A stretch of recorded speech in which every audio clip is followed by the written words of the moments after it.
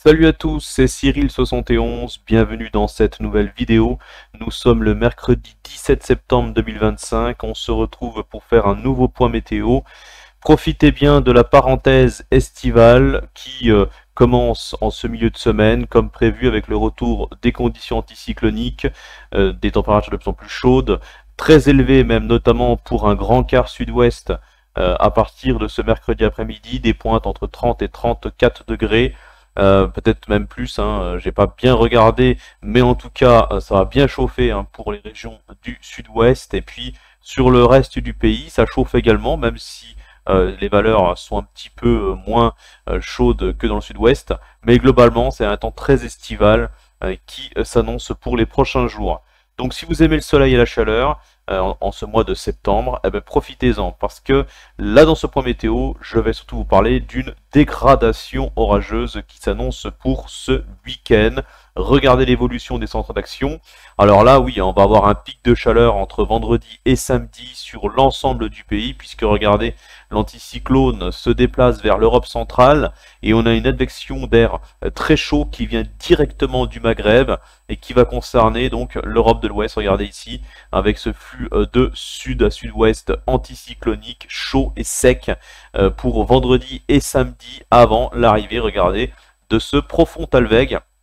Un Talweg plutôt creux qui s'enfonce bien ici, hein, qui est bien incisif, et à partir de ce moment-là, c'est un flux de sud-ouest qui va devenir plus instable à partir de samedi, notamment pour les régions du sud-ouest et du centre-ouest. C'est là qu'on va avoir déjà le premier forçage d'altitude pour ce week-end. Donc chaud et sec hein, sur une grande moitié est et sud-est du pays, mais sur le nord-ouest, regardez, on a une dépression qui se creuse proche de l'Angleterre, et en même temps le Talweg se rapproche en direction de l'ouest de notre pays, donc ce flux de sud-ouest est dynamique, et en même temps donc plus humide, avec un conflit de masse d'air qui va se mettre en place à partir de ce samedi. Alors l'instabilité s'annonce modérée, donc attention. Je tiens bien à le dire que les orages ne seront pas pour tout le monde. Hein.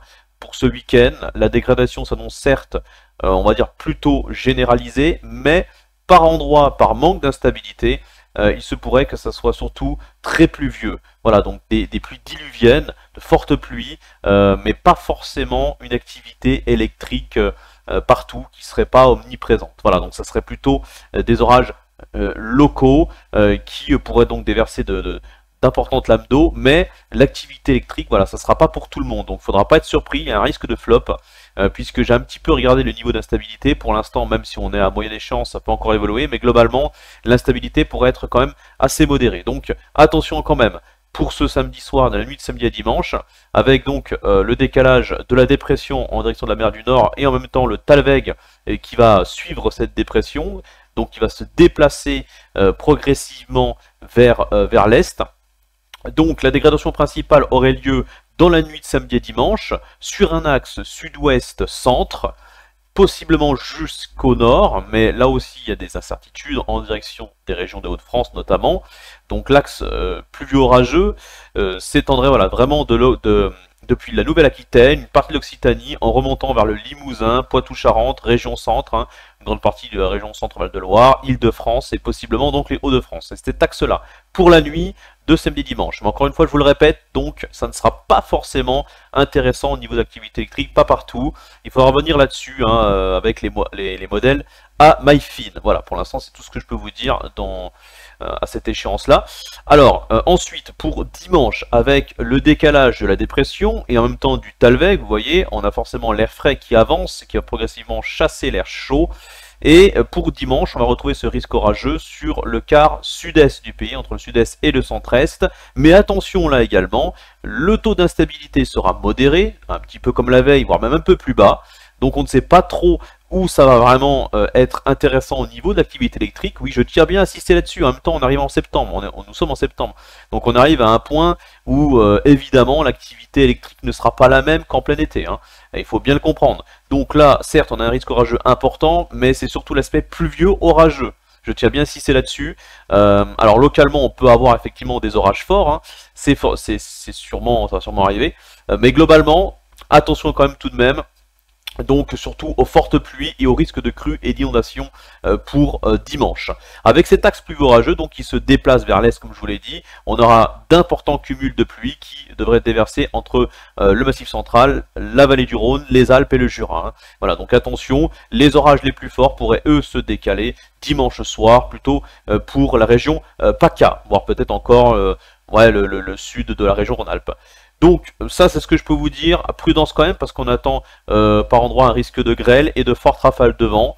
Voilà, mais ça sera vraiment localisé, donc même si c'est une dégradation généralisée certes, mais c'est surtout l'aspect pluvieux qu'il va falloir surveiller lors de cette dégradation. Et ensuite vous voyez que ce Talweg s'isole un petit peu en goutte froide pour le début de semaine, c'est-à-dire qu'on gardera encore de l'instabilité mais cette fois-ci de masse d'air froid, donc une instabilité toujours modérée, mais qui pourrait donner quand même des orages localement forts, très pluvieux, mais un peu plus dispersé forcément, puisque là c'est sous l'aspect d'une goutte froide, donc ce ne sera pas un front pluvieux orageux cette fois-ci, mais plutôt donc l'humidité résiduelle de la dégradation du week-end. Mais on attend encore localement donc de fortes pluies, ce qui veut dire que par endroits, notamment pour les régions du sud et de l'est, on pourrait avoir des cumuls très très importants entre dimanche et le début de semaine. Donc prudence, on va revenir là-dessus, mais les cumuls de pluie seront impressionnants par endroit. Et puis ensuite, vous voyez, progressivement en cours de semaine prochaine, l'anticyclone se réinstalle du côté des îles britanniques. Alors ça reste encore à fiabiliser, oui, voilà, cette échéance-là, mais globalement, c'est ce qui semble se dégager le plus, avec donc un anticyclone qui va assécher les conditions atmosphériques, sauf du côté du quart sud-est, possiblement vers les Alpes, où on a la goutte froide qui va stagner vers le nord de l'Italie, donc on pourra avoir encore quelques averses, quelques orages de masse d'air froid. Donc voilà.